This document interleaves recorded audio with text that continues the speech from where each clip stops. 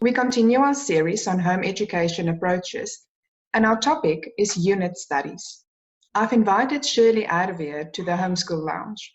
Shirley is a home education veteran and co-author of the curriculum Footprints on Our Land. Shirley, please tell us, what is unit studies and how does it differ from the school approach that most of us are familiar with? Unit studies can be described more as a delight-directed form of learning, or as a theme study or project-based learning. So instead of a textbook that focuses just on one subject, with a unit study, a family can immerse themselves in the study of a particular topic or a particular theme or a time frame in history or a country. And so it becomes much more diverse than just looking at history, for example. So let me give an example. It's probably the easiest way to do it. If you had a child who was crazy about animals and wanted to study horses, you could read books about famous horses, or even famous stories like, Black Beauty, My Friend Flicker, books like that. You could learn about different horse breeds and where you find them in the world and plot them on a map, so you're learning geography. You could learn about the care of horses, which is life skills. You could go to a farm and see horses and see a farrier shoeing a horse. You could learn about breeding, which is actually biology. You could look at the uses of horses throughout history, in war, as a form of transport, that kind of thing. And you can go and watch movies about horses, so it's really a multifaceted learning theme. And what's great is that it works really well for families where you've got children of different ages, because they can all participate at some level, and all the children will learn something. And the older children will probably absorb more and the younger children possibly less, but it doesn't matter. They can all be learning the same theme together, and when they've had enough of it, then they move on. There's no time limit. You're absolutely in charge of that learning, and so you can immerse yourself in this topic until your children are saturated and they've had enough and learnt enough and they're ready for something new. So it's definitely not age or grade based. Absolutely not, yes. It is used in schools sometimes. I can remember doing themes in the school classroom, but these were sort of standalone projects that we did. And I don't think it's the same ethos and philosophy behind the learning, because, it was dictated from the top down. Whereas with homeschooling, if parents want to, they can give their children a say in their education and pursue unit studies and themes and topics that the children themselves want to learn about. So that's very different from a classroom where a curriculum and a teacher tells children what they have to learn. Okay, you've touched on my next question, and that is, how do I start with unit studies? There's actually a whole range of options. So you can buy curriculum packages that are unit study themes based on literature.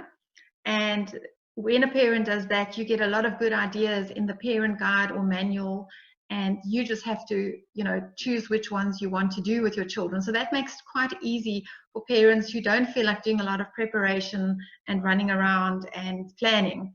But you can also buy theme study units online that are just printable, that also just focus on a particular topic or theme. So you can buy one on horses, like I said, or on dinosaurs, or on the Vikings, or the Victorian period, or something like that. You can Google online and find amazing resources available. And or you can do it yourself. You can go to the library and you can get books on whichever topic your children are interested in, and you can use the internet. You can find videos on YouTube. You can go out to places in the community where you can learn about that particular theme. And you can really put together your own unit study too, if you enjoy doing that kind of thing. So there's no prescribed way to do unit studies. You are absolutely in charge of how you want to do it. How do you measure your child's progress? That's a common question with all homeschoolers that are not following a school at home sort of philosophy. And it's actually very easy, because when you as a parent are involved with your children and they're learning on a day-to-day basis, you don't have to test them and give them a worksheet to see how much they've learned. You could just have a conversation and say, tell me what you learned about the French Huguenots today, if that was the theme that you've been studying. And your child can just narrate or tell back what they've learned. And that can be a way of a parent assessing how much they've learned. Another way is to ask them to write something for you if they enjoy writing. So you can ask them to write it down. You can ask a smaller child, perhaps who's not so competent at writing, to draw a picture. And often a picture, there's that saying, a picture speaks 1,000 words. You'll often see very interesting drawings of children, from children, showing what they've learned. Sometimes children can express what they've learned by creating something. So they could build a model, or they could, create something with crafty products, clay or sticks and stones, or, cardboard, recyclables, depending on what is most appropriate for that particular theme. And this is what's so nice about a unit study, is that it brings in different learning modes and different learning styles. So children who like doing hands-on things can do that. And you can include, baking, science projects, all sorts of things that are relevant to a particular theme. And children often remember more if they've been involved in doing activities instead of just being fed facts and information.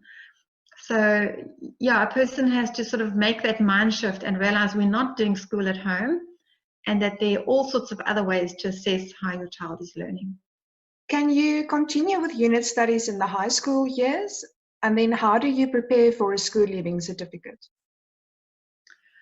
Yes, you can definitely continue with unit studies. But what most parents do, or most families choose to do, is when their children reach the age when they want to prepare for a formal high school leaving certificate, then you need to follow the curriculum or the study materials that are set out in order to achieve that certification. And so then one normally does need to switch to a more formal kind of study program or curriculum. So most parents kind of do their own thing and do unit studies and are very creative and flexible up until about grade 10 level. And then they choose which route they're going to go if they want to get formal credentials. Shirley, thank you very much for sharing your knowledge on unit studies. You've explained it very nicely. And I hope that parents will consider it as an approach.